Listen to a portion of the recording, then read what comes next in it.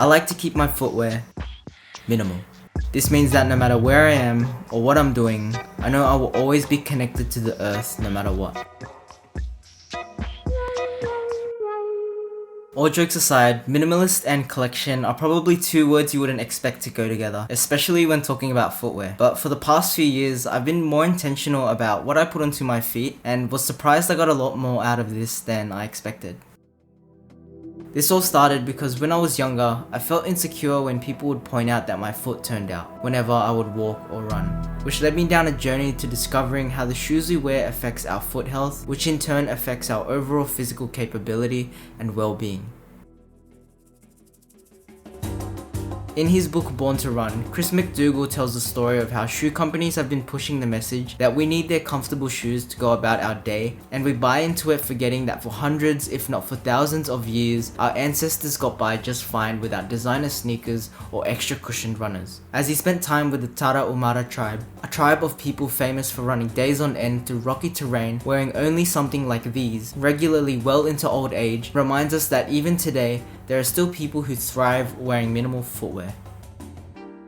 Now, I'm not advocating that you start running marathons barefoot or anything. There is obviously a clear distinction between the environments that these extraordinary people live in compared to the urban and suburban environments that we find ourselves in. But this shouldn't pull us away from the fact that we too can find great benefit in adopting more minimal footwear. As I started minimalism and tried to live my life more intentionally, I started looking more into my lifestyle and how that would affect my long-term health. And it's only now that I figured out that the shoes I own are actually a really important part in my life. From the endless research on the internet to hearing the advice from the people I look up to, I truly believe that the shoes I own are simultaneously preventing long-term health problems, improve my foot health, and allow me to go about my life without having to wear those 5-finger-toe shoes. Personally, I only need 4 pairs of shoes that cover each occasion at this point in my life. So I have an everyday sandal, everyday shoes, formal leather shoes, and steel cap work boots. So there are actually shoes that fall into the category of minimalist shoes, and not because of how they look aesthetically, but mainly because of their features, or more importantly, the lack thereof,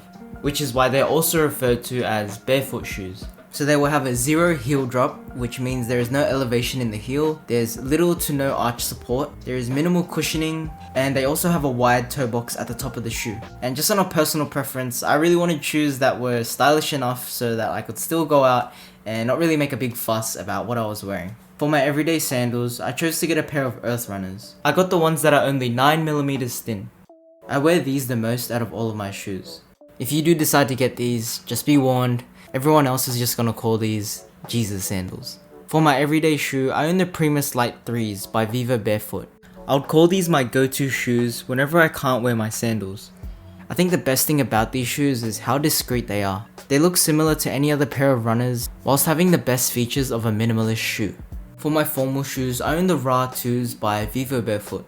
I used to wear these a lot more when I used to work at the cinemas, where black leather shoes were required.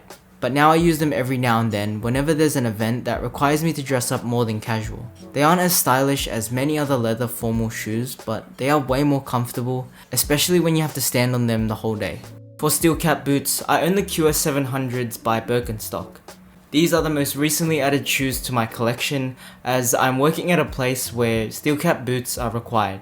These weren't designed to be minimalist shoes, but once you take out the insoles, they're the closest you'll get to a minimalist shoe when it comes to steel cap boots. At first, I had to borrow my dad's work boots because I hadn't bought these yet, and after a few weeks, I could already tell how much my feet was changing by being cramped into tight, high-heeled and heavy shoes. However, I can now say without a doubt that these are 100 times better if you actually care about your foot health. Other than shoes, I also have these toe socks by Injinji, toe spacers by The Foot Collective, and a golf ball I use to help roll up my feet every now and then. From something I never really put any thought into, being intentional about my footwear has helped me appreciate my body more for what it can do, and has also taught me the value of working from the ground up, since your feet are literally the foundation of your entire body. Till this day, my feet still turn out a little bit whenever I walk, and to me now, that's okay. Because I've now realized that the damage caused from being unaware of unhealthy footwear for years isn't something that can be fixed in a week or two. It's instead about consistently making the decision decisions that help you move more freely, connect you with your body more, and help you feel better whilst doing so. I now see the shoes that I wear as an investment, a one-time decision that can help prevent any further damage that could be caused by wearing mass-produced shoes that were designed by shoe companies that don't have your best interest in mind. With so many options to choose from, we can simply choose the options that are less but better. But before you go out and buy the thinnest shoes that you could possibly find, just keep in mind that your body needs to slowly transition into wearing thinner and thinner shoes gradually over time. Otherwise, you may injure yourself trying to rush the process, and I would hate to see that.